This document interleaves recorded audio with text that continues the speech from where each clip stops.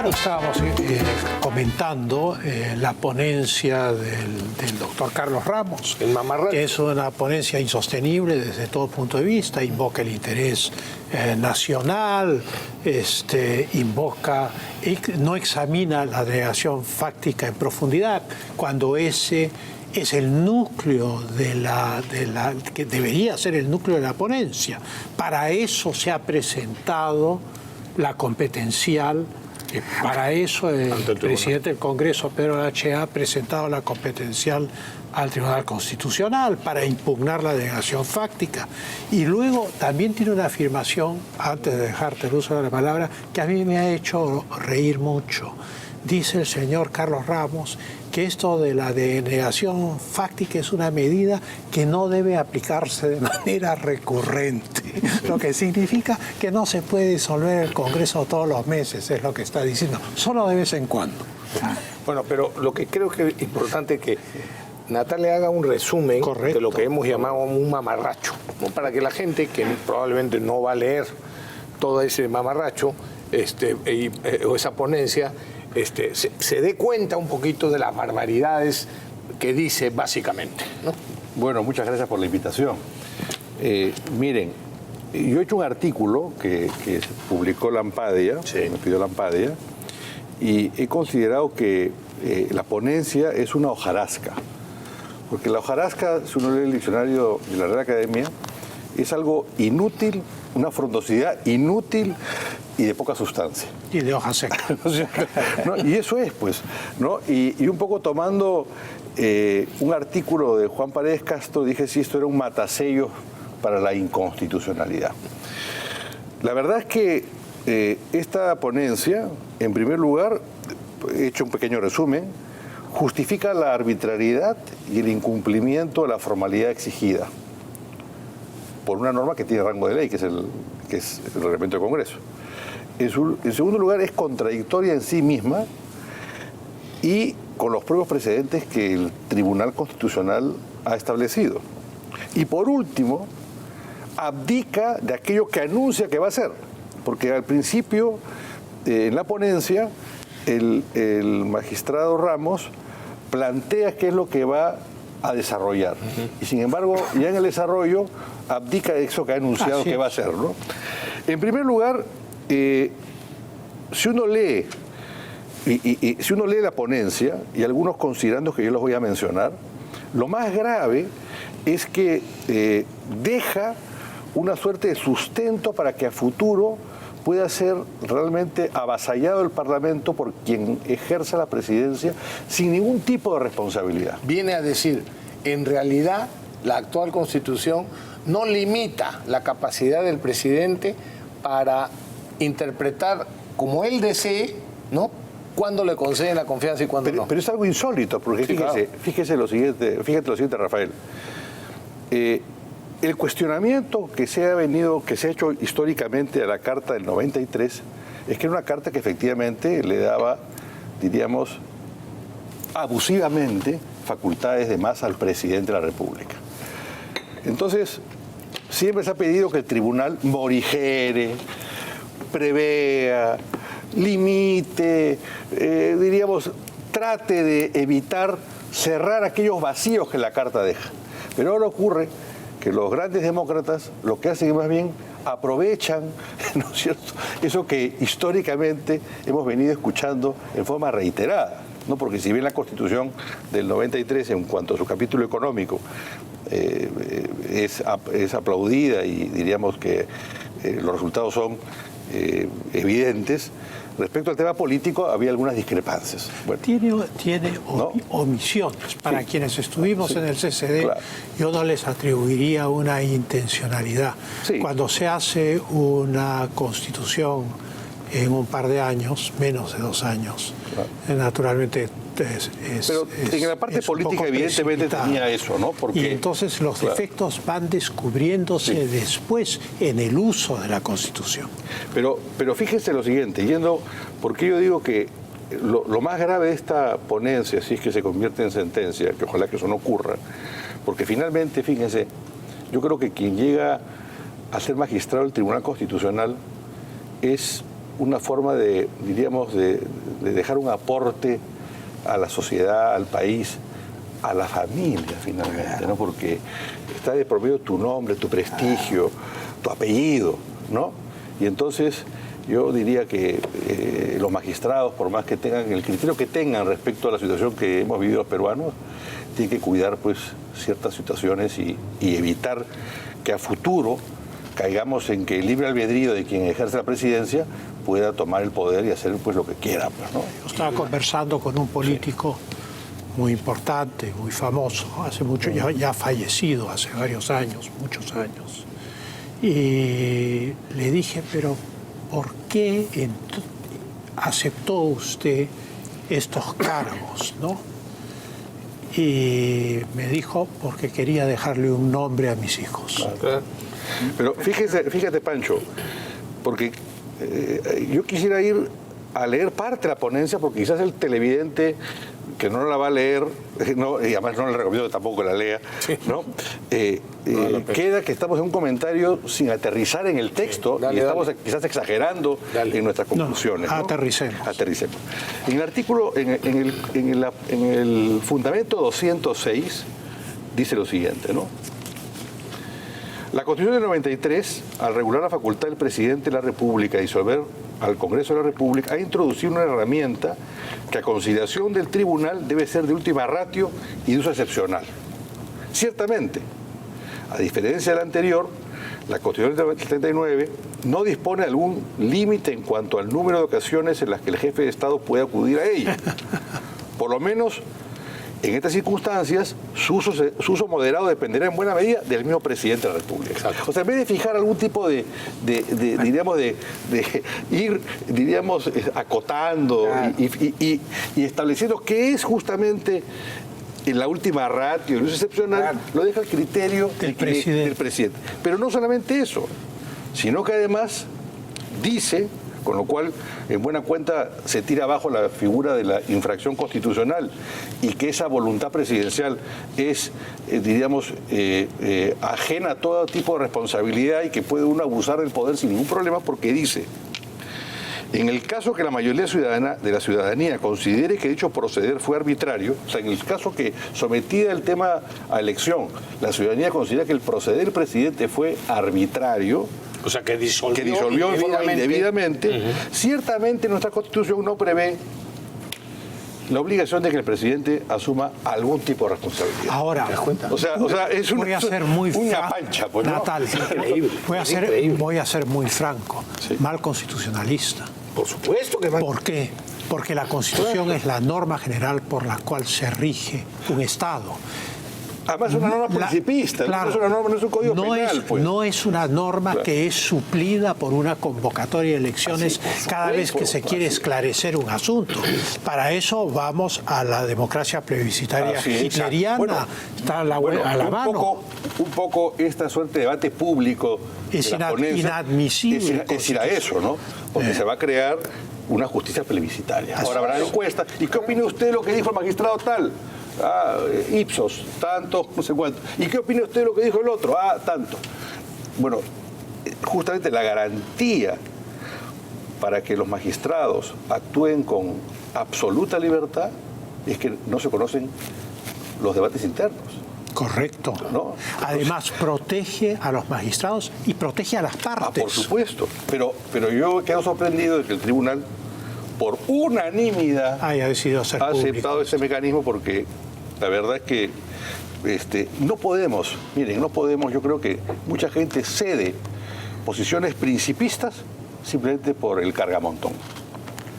De la prensa. De la prensa. Claro, de la prensa, fundamentalmente. De una frase. He estado escuchando... Falta de transparencia. Por ejemplo, ahora el debate de los parlamentarios, ¿no? Un debate pues sin ideas, lleno de, diríamos, de titulares, de demagogia, de cosas repetidas. Una pérdida de tiempo. Una pérdida de tiempo. Yo le diría, miren, todos aquellos que digan que esto nunca más va a ocurrir, no voten porque están mintiendo. Todos aquellos que digan que hay que eliminar la inmunidad, no voten porque entonces quiere decir que no va a fiscalizar al gobierno. Así es. Pero hay que realmente hay que hacer un debate pues, de posiciones y defender fundamentos, no simplemente quedarnos en el titular. Pero sigamos en esta revisión del proyecto de sentencia. De otro lado, ¿no? Esta sentencia entra en una contradicción, porque dice, para justificar la llamada denegación fáctica, que no se deben desarrollar reglas perennes e inmutables, que es lo que justamente había anunciado en un inicio. Pero, sin embargo, formaliza una excepción y dice que en este caso puntual sí se justificaba la denegatoria fáctica. O sea, es una cosa pues contradictoria. No se deben quedar reglas, pero sí excepciones. Esto es otra monstruosidad desde el punto de vista del derecho constitucional. ¿Por qué? Porque la distinción entre las constituciones rígidas y flexibles nace con la Constitución americana. Toda constitución escrita es una constitución rígida. Claro. No puede ser entendida lato sensu. Exacto. No puede ser obviada o utilizar vacíos. Y esa es la razón por la cual hay no sé cuántas enmiendas a la Constitución americana. Para que siga siendo rígida. Exactamente. Y entonces esta ponencia, de ser aprobada, en vez de que el tribunal sea una suerte de faro orientador de la constitucionalidad, controlador del abuso del poder, convierte el tribunal, yo lo he puesto en una suerte pues, de médico forense, ¿no? Correcto. Podrían estar trabajando en la morgue y decir, sí, efectivamente, la bala entró por tal lugar, sí, otro muerto, por favor. No, pues, esa no es la función del Tribunal Constitucional, pues. ¿no? Toda constitución escrita es rígida. Las constituciones flexibles eran las constituciones de leyes sueltas que el monarca interpretaba o no. Constitución flexible la inglesa, que no es una constitución escrita. Así es, porque no está contenida en un solo texto. Es una ley de la Edad Media, otra del siglo XVIII. Pero además es un país que se rige mucho por la costumbre, pues, entonces... y por leyes fundamentales, por supuesto, pero que no forman un documento. Mire, a nadie se lo... Y una vez vino un profesor de Derecho Constitucional y me dijo, oye, yo he leído la Constitución peruana y me he quedado sorprendido de que tengan un artículo que diga que la Constitución prima sobre la ley. Porque eso es evidente, pues eso es una cosa pues de perogrullo. Dije, bueno, pero que el Perú, dije, la Corte Suprema, en el gobierno militar, sostuvo que el documento, el estatuto revolucionario primaba sobre la carta, porque no había norma que lo dijera, y entonces primaba el criterio temporal, de que la última norma derogaba la anterior. Es el criterio de Ramos. Ese es el mismo criterio de Ramos. Y nos olvidamos que la Constitución es un código de conducta política. Acordado para que nos deja a todos por igual. Y entonces es general. Nadie puede estar buscando pues la letra pequeña, el texto exacto, porque lo que se entiende es que quienes van a ejercer el poder, cualquiera sea la función que tengan, en un régimen democrático, lo van a hacer acorde a esos principios y valores que inspiran un régimen democrático, ¿no? Que es respetar al poder, a otro poder del Estado, admitir su función controladora, ¿no? Buscar un clima de concordia y no simplemente un clima de permanente confrontación para ver cómo subo yo en las encuestas. Entonces eso es lo que... Y hay otro factor, una constitución utilizada de mala fe,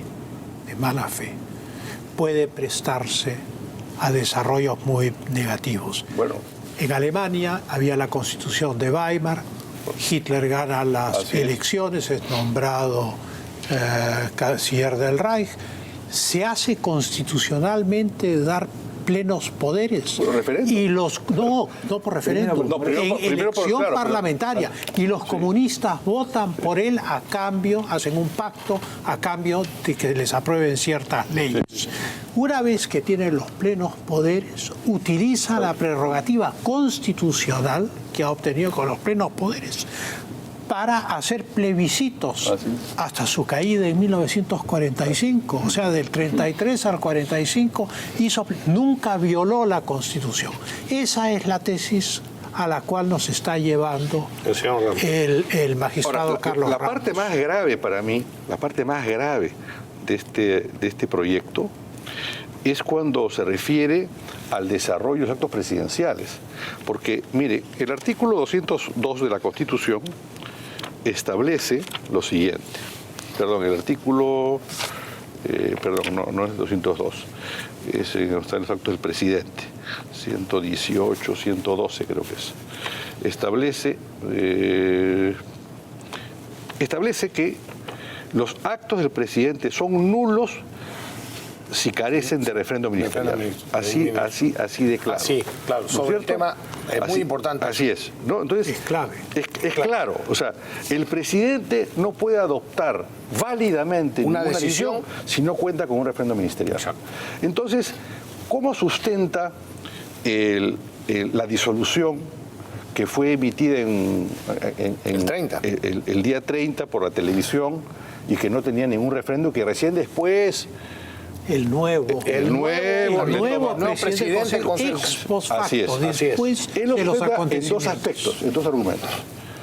El primer argumento es sostener que eso se hizo porque, claro, el Congreso estaba debatiendo si suspendían al presidente. Como que si eso no es cierto. Pero eso dice. Sí, pero es lo que dice. ¿no? Y en segundo lugar sostiene que es un imposible pedirle al presidente que tenga la firma de un ministro, porque al haberse denegado la confianza fáctica, se ha quedado sin gabinete. Y ahí, lamentablemente, el señor Ramos confunde dos figuras distintas. Cuando la moción de el voto de confianza se da de manera obligatoria, o sea, cuando inicia un gabinete, ocurre dentro de los 30 días, correcto, la norma establece que si no se aprueba, la renuncia es automática, ¿no es cierto? Y debe ser aprobada de forma inmediata. Y el presidente tiene que aceptar la renuncia de manera inmediata. De forma inmediata. Pero cuando se refiere al voto de confianza, a la cuestión de confianza voluntaria, es decir, presentada por un ministro o por además de las materias, pero cuando es voluntaria, dice la norma que el presidente debe aceptar la renuncia dentro de las 72 horas. Le da 3 días. O sea que no es verdad que no había gabinete, no es verdad que... Lo que es verdad es que no tenía refrendo. Así es. Perdón, Natalia, claro, para que comprenda bien la población. Es decir, en ese caso, justamente para eso, le da 3 días al presidente para que busque nuevos ministros, ¿no? y proceda. Entonces, por lo tanto, en el negado caso de que le hubieran negado la confianza y tuviera el gabinete que renunciar, ¿no? Así es. No dejaba de tener ministros, claro, tenía ministros todavía. No es verdad que era un impedimento. Exacto, no es verdad que no tuviera ministros para que refrendara. No es verdad. Ese es el punto. Y de otro lado... Tampoco es verdad que el discurso presidencial fue aprobado por el Consejo de Ministros. No, él no dice eso. Él dice que no podía porque ya... No estoy diciendo que dice eso, estoy diciendo que esto está viciado desde el 28 de julio del 2019. Y además, y un tema adicional que es bueno señalarlo. Él menciona en muchas partes a Karl Lowenstein, que es un conocido tratadista alemán con un libro muy famoso que se llama Teoría de la Constitución. Cita mucho a Lowenstein, pero no cita la frase diríamos, que concluye más importante de Lowenstein. Dice lo siguiente Lowenstein, dice, el derecho de disolución del Parlamento y el voto de no confianza están juntos como el pistón y el cilindro en una máquina. No hay pues declaración fáctica, o sea, por ningún lado, ¿no? Pero todo eso, pues,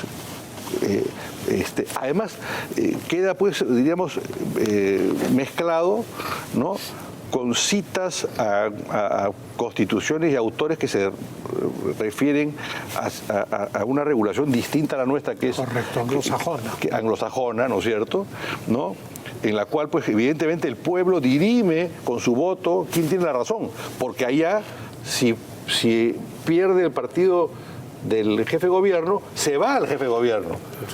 No es el caso nuestro, en el cual somos una suerte, pues, diríamos, de híbrido, ¿no?, que hemos tomado algunas figuras del régimen parlamentario, manteniendo, pues, el tema... La figura del presidente del Consejo de Ministros la hemos tomado el régimen parlamentario. Todo lo demás es presidencialista. Ahora, ¿qué pasaría? O sea, mejor dicho, también hablemos de un poco. Es tan... Mira, yo soy ingeniero industrial y me he leído no toda, pero lo fundamental, y me he leído el artículo que tú acabas de comentar, el artículo tuyo, y he entendido perfectamente el por qué, con solo esos 3 puntos que tú has mencionado ahora específicamente, se convierte efectivamente la ponencia de Ramos en un mamarracho. Entonces yo lo que creo es, a ver, la doctora Ledesma, el doctor Blume, el doctor Ferrero, el doctor... Eloy Espinosa. El mismo Eloy Espinosa. Que podemos discrepar, pero es un hombre estudioso. Van a hacer ¿no? el ridículo internacional de adecuarse a esa barbaridad, a ese mamarracho. Yo estoy convencido de que no. Ahora, ¿cuántos van a tener la suficiente valentía para ser consecuentes? No para oponerse a esto, que yo estoy convencido de que harán. Votarán por no darle la razón al Congreso, pero harán algún voto singular diciendo, bueno, bien, yo no coincido con el señor Ramos. Yo creo que el tema de la disolución del Parlamento es un hecho consumado.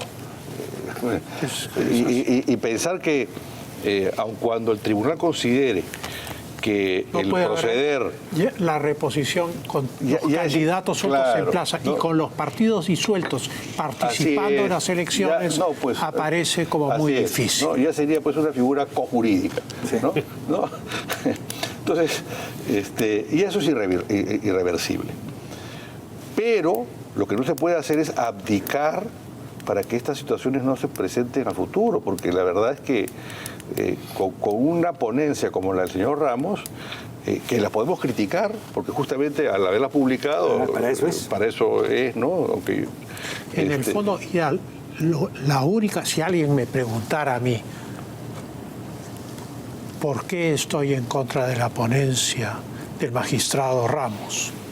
Yo diría, muy sencillo, porque el único punto que importa resolver es si existe o no existe en nuestra Constitución la denegación fáctica de confianza. Y no existe. Y si además, otra cosa, y si además el Ejecutivo puede hacer cuestión de confianza sobre cualquier materia, cualquiera que le venga en gana, aunque no sea relativa a su competencia y a sus roles. Con lo cual, porque fíjate, aquí es algo insólito. El señor Ramos se dedica pues a sustentar la disolución en el tema de la transparencia, de que se ha aplicado un régimen, un mecanismo de elección de los magistrados del tribunal que aparentemente no sería transparente. Lo que no dice es que, lo que dice específicamente es que ese mecanismo está regulado en una ley y además que él fue elegido con ese mecanismo. Entonces es una cosa, pues, diríamos como si fuera un embudo, ¿no? Pausa. ¿No? Hacemos una pausa. Hacemos una pausa. Pausa y regresamos.